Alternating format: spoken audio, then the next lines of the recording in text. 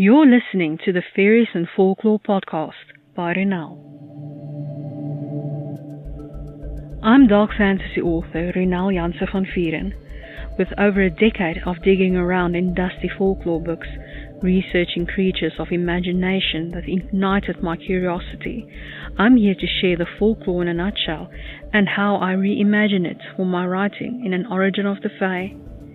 This is the Faeries and Folklore podcast. Hi, I'm your host Ronel Janse van Vuuren. You can just call me Ronel. In today's episode, we're continuing our exploration of the Fae realm. This episode is brought to you by my Irascible Immortals book series. They've been alive forever. They've been bored for some time. And now they're showing it. Go to ronelthemythmaker.com/my-books/the Irascible Immortals series to learn more.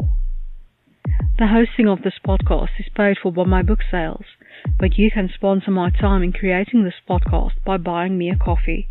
Go to buymeacoffee.com/Ronel to support me. This can be a recurring or once-off deal. You can always buy the podcast as audiobooks to help with the hosting. Go to payep.com/Ronel Janse van Vuuren/collection/Faeries and Folklore podcast audiobooks to support me.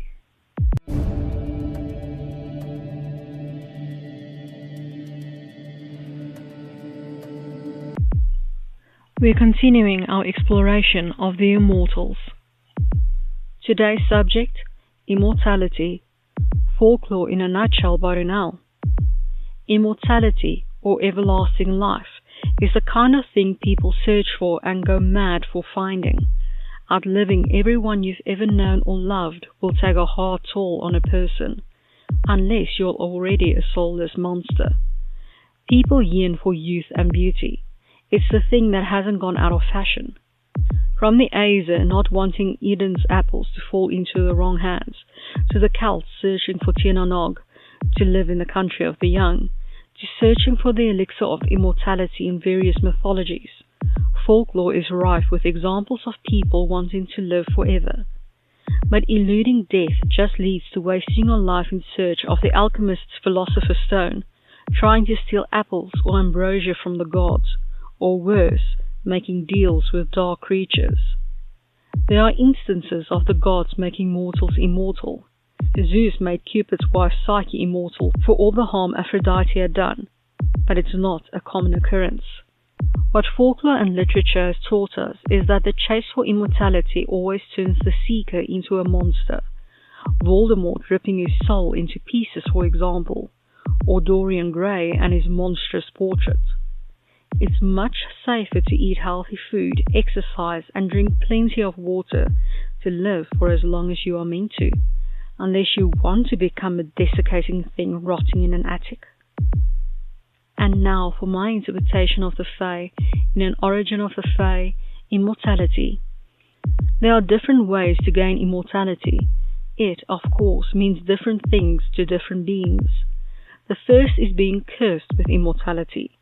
This usually happens among human magic users.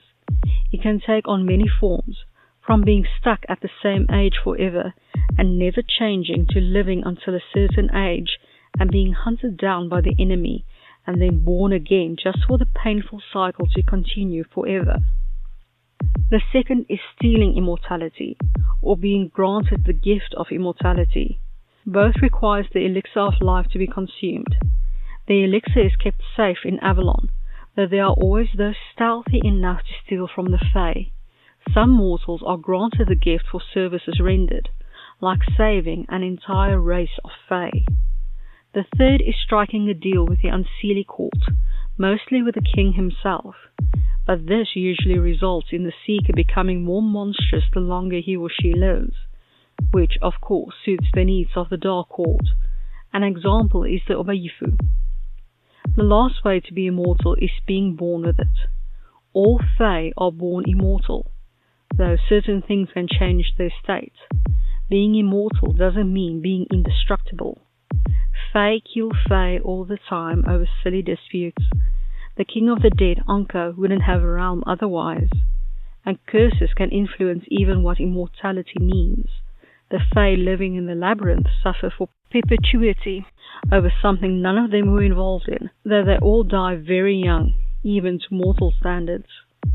The Fae and made mortals can live for thousands of years if not killed off. They are patient with their plans. It doesn't matter if a plan has to take 20 or 200 years to come to pass. There's a time to wait.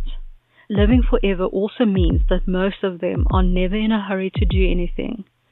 Time is their friend. I hope that you've enjoyed this episode of the Faeries and Folklore podcast and that you've learned something new about fairy. Remember that you can get a transcript of this episode in the description.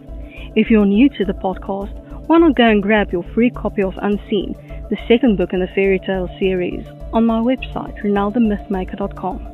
Loads of folklore, magic, and danger await. Take care.